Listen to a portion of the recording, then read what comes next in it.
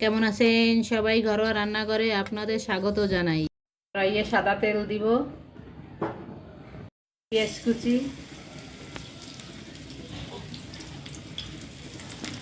রসুন কুচি, মরিচ কুচি দিয়ে দিব।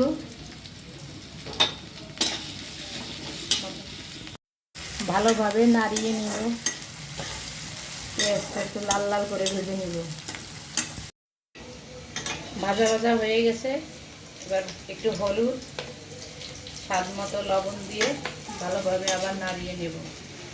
এবার ডালগুলোকে আমি দিয়ে দেব। আমি ডালগুলোকে আগে থেকে ধুয়ে রেখেছি। সাথে টমেটো কুচি দিয়ে দিব। এবার ভালোভাবে নাড়িয়ে চাড়িয়ে নেব। এবার আমি পানি দিয়ে দেব।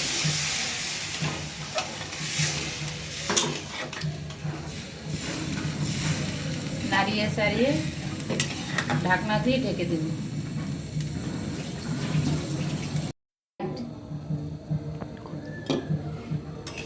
এই ডাল ভুনাটা আমার বাচ্চাদের খুবই পছন্দ। যেদিন আমি এই ডাল ভুনাটা করি সেদিন আর ওদের খেতে বলা লাগে না, ওরা নিজে থেকেই খাবার খেতে বসে যায়। আমার ডালটা হয়ে গেছে। এবার আমি ধনিয়া পাতা দিয়ে দেব।